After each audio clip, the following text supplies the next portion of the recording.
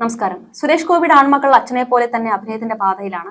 സുരേഷ് ഗോപിയുടെ ആൺമക്കൾ രണ്ടുപേരും ഇതിനോടകം സിനിമയിൽ അരങ്ങേറി കഴിഞ്ഞു. ഗോകുൽ സുരേഷാണ് ആദ്യം സിനിമയിലേക്ക് എത്തിയത്. നായകനായും സഹനടനായും നിരവധി സിനിമയിൽ ഗോകുൽ അഭിനയിച്ചു കഴിഞ്ഞു. ചേട്ടന് പിന്നാലെയാണ് അനിയൻ മാധവ് സുരേഷ് സിനിമയിലേക്ക് എത്തിയത്. നിലവിൽ മലയാള സിനിമാ രംഗത്തേക്ക് കടന്നു വന്നിരിക്കുകയാണ് മാധവ് സുരേഷ്. കുമ്മട്ടിക്കളിയായിരുന്നു നടന്റെ ആദ്യ ചിത്രം. ചേട്ടൻ ഗോകുൽ സുരേഷിന് പിന്നാലെയാണ് മാധവും സിനിമാ ലോകത്തേക്ക് കടന്നു വന്നത്.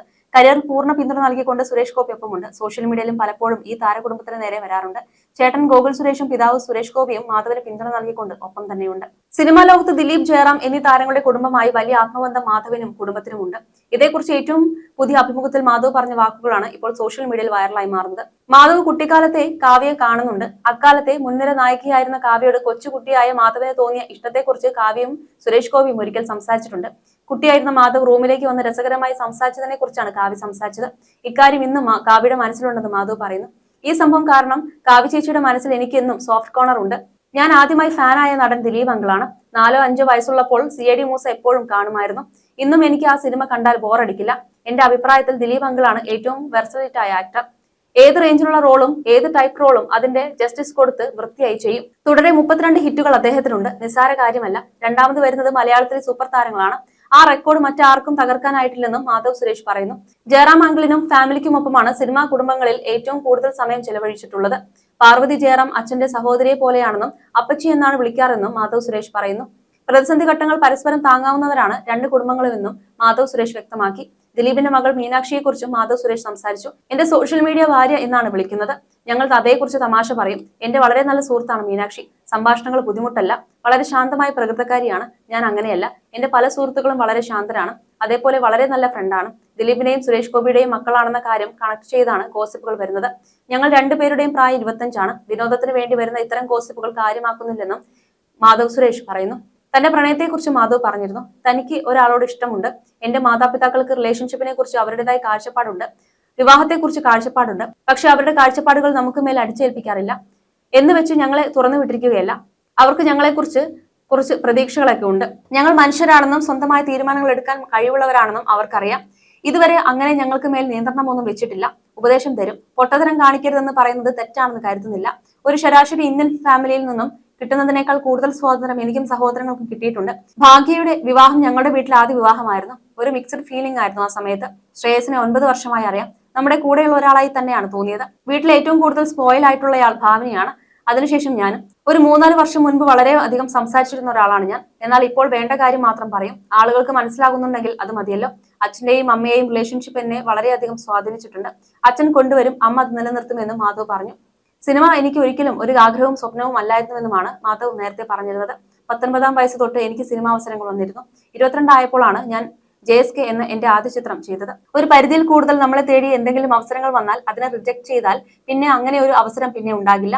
സ്വന്തം അച്ഛൻ പേരെടുത്ത ഒരു മേഖലയിൽ ജോലി ചെയ്യാൻ അവസരം ലഭിച്ചാൽ ഏത് മക്കൾക്കും അഭിമാനം തോന്നുന്ന നിമിഷമാണ്. വളരെ ആലോചിച്ചാണ് സിനിമയിലേക്ക് വരാമെന്ന തീരുമാനത്തിൽ എത്തിയതെന്നാണ് മാധവ് പറയുന്നത്. എന്റെ വീട്ടിലെത്തിയ അന്നം സിനിമയിലൂടെ വന്നതാണ്. ഞാൻ ജനിച്ചപ്പോൾ മുതൽ കഴിച്ചു വളർന്നതെല്ലാം സിനിമയിലൂടെ വന്ന പൈസയാണ്. അങ്ങനെയുള്ളത് കൊണ്ട് അഭിനയം എന്ന പ്രൊഫഷനോട് തനിക്കെന്നും റെസ്പെക്ട് ഉണ്ടാകുമെന്നും മാധവ് പറഞ്ഞു.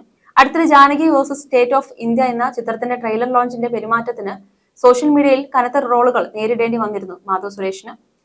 സുരേഷ് ഗോപിക്ക് പിറകിലിരുന്നിരുന്ന യുവനടൻ ട്രെയിലർ പ്രദർശനം തുടങ്ങിയതോടെ മുന്നോട്ട് വന്ന് തന്റെ അച്ഛന്റെ കാൽ ചുവട്ടിൽ ഇരിക്കുകയായിരുന്നു. മാധവ് സുരേഷ് കാണിക്കുന്നത് അമിത വിധേയമാണെന്നും ക്യാമറകൾ കാണുമ്പോൾ മാത്രമാണ് പ്രകടനമെന്നും കാണിച്ച് സോഷ്യൽ മീഡിയ പ്രേക്ഷകർ താരപുത്രനെ ട്രോളുകൾ കൊണ്ട് മൂടി. ഒപ്പം തന്നെ പൃഥ്വിരാജ് കുമാറിനെ അനുകരിക്കുന്ന തരത്തിലുള്ള സംസാരവും ശരീരഭാഷയും ഇൻസ്റ്റാഗ്രാം യൂസർ നെയിമും പോലും മാധവന് വിനയായി തീർന്നിരുന്നു. പൃഥ്വിരാജിനെയും തന്നെയും താരതമ്യം ചെയ്യുന്നതിനെക്കുറിച്ചും തനിക്ക് വരുന്ന വിമർശനങ്ങളെക്കുറിച്ചും മാധവ് സംസാരിച്ചിരുന്നു. ആക്ടേഴ്സ് അവർക്ക് വേണ്ടി നിലനിൽക്കേണ്ടതിന്റെ ഉദാഹരണമാണ് രാജുവേട്ടൻ. സെൽഫ് റെസ്പെക്ട് ആണ്, ക്ലിയർ ആണ്. വിമർശനവും വൾഗാരിറ്റിയും ഉണ്ട്. എനിക്ക് വളർച്ചയുണ്ടാക്കാനുള്ള വിമർശനമാണെങ്കിലും സന്തോഷമേ ഉള്ളൂ. അച്ഛന്റെ രാഷ്ട്രീയം വെച്ച് തന്നെ വിമർശിക്കുന്നത് ശരിയല്ലെന്ന് മാധവ് സുരേഷ് പറഞ്ഞു. ഒരു കാര്യം പറയുമ്പോൾ സെൻസ് വേണം. വഴക്കിടുന്നത് ഇഷ്ടമല്ല. എങ്കിലും പരിധി വിടുമ്പോൾ കമന്റുകൾക്ക് മറുപടി നൽകാറുണ്ടെന്ന് മാധവ് സുരേഷ് വ്യക്തമാക്കി. എന്നാൽ അച്ഛൻ BJP മന്ത്രി ആയതുകൊണ്ടാണ് തനിക്കെതിരെ ഹെയ്റ്റ് കമന്റുകൾ വരുന്നതെന്നും തന്നെ ട്രോൾ ചെയ്യുന്നവരോട് ദേഷ്യമില്ലെന്നും മാധവ് കൂട്ടിച്ചേർത്തു.